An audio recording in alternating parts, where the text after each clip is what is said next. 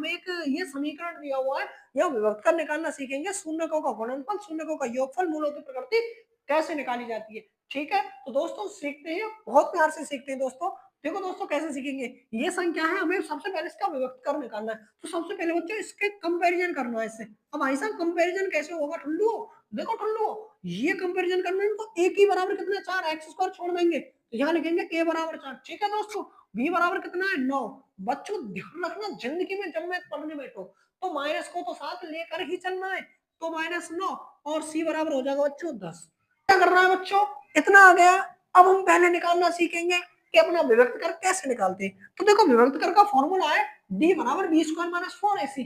ये हम लिखेंगे d बराबर बी स्क्वायर माइनस के 4ac। ठीक है बच्चों, ये फॉर्मूला इसको रट लेना, विभक्त कर की बात है तो इसको ठोक देना।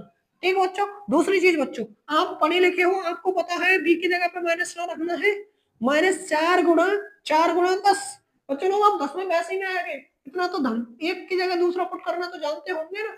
ठीक है, 9×9 = 81, 4×4 = 16, 16 दाना 160, घटाएंगे बच्चों, कितना बचेगा बच्चों 79 बचेगा बच्चों, कितना बचेगा 79 बचेगा, किसका बचेगा बच्चों माइनस का। तो अब जब हमें पूछा जाए कि विभक्त कर क्या है तो प्यार से बताएंगे कि हमारा जो विभक्त कर है ना वो -79 है, यानी -79 है। अब बात आती है मूलों की प्रकृति, तो अच्छा याद रखो, जब प्लस का रहेगा तो मूल असमान तथा वास्तविक, माइनस की संख्या आएगी तो मूल असमान तथा अवास्तविक, और जब जीरो आएगी तो मूल समान तथा वास्तविक।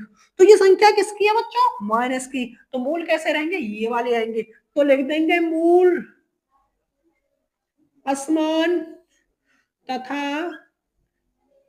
अवास्तविक। क्या लिखेंगे अवास्तविक, और बच्चों अवास्तविक को हम काल्पनिक भी लिख सकते हैं, काल्पनिक। ठीक है बच्चों, क्लियर हो गए दो क्वेश्चन। मूलों की प्रकृति, अगर प्लस का है तो ऐसे रहेंगे, माइनस का है तो ये रहेंगे, और जीरो तो ये रहेंगे। ठीक है, अच्छा विभक्त करके कितना आ गया -9। अब देखते हैं शून्यकों का गुणनफल और योगफल, बहुत ही सरल है बच्चों। मैं इसको शून्यकों का गुणनफल योगफल, शून्यकों का गुणनफल कितना c/a, तो हम क्या लिखेंगे गुणनफल, तो गुणनफल कितना रहता है c/a, कितना हमारा 10, एक कितना बच्चों हमारा 4, तो गुणनफल हो गया 10/4। अब शून्यकों का योगफल निकालना है, तो बच्चों शून्यकों का योगफल कितना रहता है बच्चों, एक जोश के साथ लिखेंगे -b/a।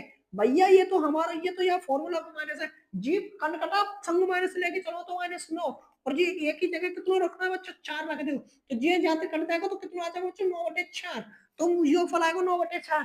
3-4 नंबर को सवाल बता दिया मैंने। ठीक है, थैंक यू। नेक्स्ट कंसेप्ट देखते हैं कल।